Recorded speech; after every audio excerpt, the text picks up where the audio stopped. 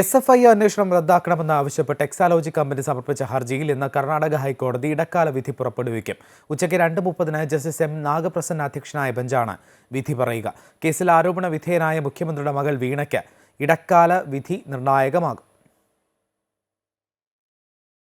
മാസപ്പടി വിവാദത്തിൽ എക്സാലോജിക്കിനെതിരെയുള്ള ROC അന്വേഷണത്തിൽ സഹകരിച്ചിട്ടും SFIO അന്വേഷണം പ്രഖ്യാപിച്ചതിന്റെ അടിസ്ഥാനം വ്യക്തമല്ലെന്നായിരുന്നു എക്സാലോജിക്കിന്റെ കർണാടക ഹൈക്കോടതിയിലെ വാദം. 2 സമാന്തര അന്വേഷണങ്ങളാണോ കമ്പനിക്കെതിരെ നടക്കുന്നതെന്നറിയില്ല. അങ്ങനെയെങ്കിൽ SFIO അന്വേഷണം നിയമപരമായി നിലനിൽക്കില്ലെന്നും SFIO പോലെ ഒരു ഏജൻസിയിൽ നിന്ന് അറസ്റ്റ് അടക്കമുള്ള നടപടികൾ ഉണ്ടാകുമോ എന്ന ആശങ്കയുണ്ടെന്നും എക്സാലോജിക്കിന്റെ അഭിഭാഷകൻ വാദിച്ചു.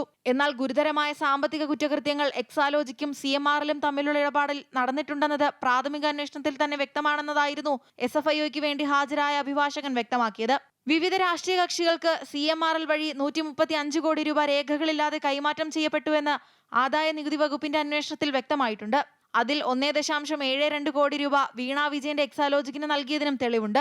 വിവിധ ഏജൻസികളുടെ അന്വേഷണ വലയിലുള്ള ഇടപാടുകളിൽ സമഗ്രമായ അന്വേഷണം നടത്താൻ SFIO പോലുള്ള സംവിധാനം ആവശ്യമായതിനാലാണ് അന്വേഷണത്തിലേക്ക് നീങ്ങിയതെന്നും SFIO അഭിഭാഷകൻ വാദിച്ചു. അതേസമയം വാദങ്ങൾ വിശദമായി കേട്ട കോടതി SFIO ചോദിച്ച രേഖകൾ നൽകാനും അന്വേഷണവുമായി സഹകരിക്കാനും എക്സാലോജിക്കിന് നിർദ്ദേശം നൽകിയിരുന്നു. കേസിൽ അറസ്റ്റ് അടക്കമുള്ള കടുത്ത നടപടികളിലേക്ക് നീങ്ങരുതെന്ന് SFIOയ്ക്ക് കോടതി നിർദ്ദേശം നൽകുമ്പോഴും ഇടക്കാല ഉത്തരവ് എക്സാലോജിക് കമ്പനി ഉടമയായ മുഖ്യമന്ത്രിയുടെ മകൾ വീണ വിജയന് നിർണായകമാകാനാണ് സാധ്യത. അമൃത ന്യൂസ്, തിരുവനന്തപുരം.